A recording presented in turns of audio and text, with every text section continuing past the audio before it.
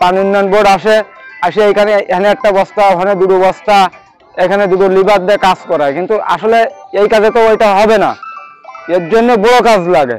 কিন্তু তারা বিগত দিন যেভাবে এই জায়গা মানে অবহেলা করে আইছে, একমাত্র আমি বলবো পানি উন্নয়ন বোর্ডের অবহেলার কারণে এই হাজার হাজার সম্পত্তি, হাজার হাজার বিঘা জমি, হাজার হাজার এই যে চাষি, ইনাদের এই দুর্দশার দায় হলো একমাত্র অব্দ অফিস। ভাঙার আগে এখান থেকে রাস্তাটার অবস্থা কেমন ছিল? ভাঙার আগে এই জায়গার রাস্তাটা ভিতর দিয়ে 3টে ফাটন ছিল, 3টে ফাটন। তা মনে করেন কি যে এইটা আমরা 2 মাস 2.5 মাস ধরে দেখতেছি ওই 3টে ফাটন, কিন্তু ওই 3টে ফাটনে কোনো মেরামতি হয় নাই, যার ফলে আজকে এই দিন আমাদের দেখতে হচ্ছে। আমার ঘরটা প্রথমে এখানে ছিল, এখানে নদী ভাঙনে ভেঙে গেছে, এখানে আমার পুরনো বসত ভিটা কিছুই নেই, মাটি পর্যন্ত নেই। এখান থেকে ভাঙার পর আমার বিলের ভিতরে বৃষ্টির সিজনে যে ঘর পাচ্ছি, নিচু জায়গা, বিলের ভিতরে নিচু জায়গা, সেখানে ঘর বাঁধার পরে আসি এই 2-3 মাস আসি। এখন এই বাড়ি বাঁধ ভেঙে যাওয়ার পরে সেখানে জোয়ারের সময় সবসময় যতক্ষণ জোয়ার থাকছে ততক্ষণ ঘরের ভিতরে জল থাকছে।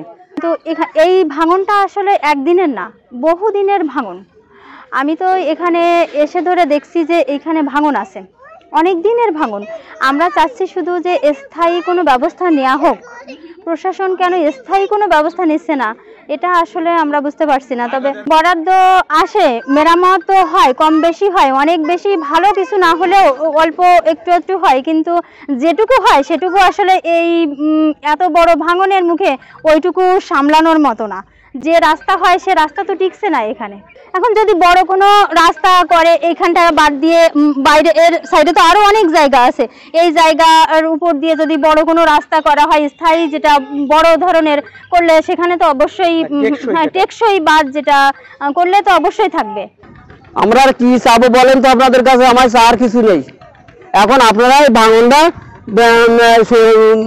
করে দেন, আপনারা আমরা কি চাবো? আপনারা আমাদের রাস্তাগুলো ভালো মতো সুস্থভাবে যাতে বসবাস করতে পারি, এই জনগণ সবাই বসবাস করতে পারে, সেইভাবে আপনারা একটু করে ভাঙনটা করে দেন, বান্ধিয়ে দেন।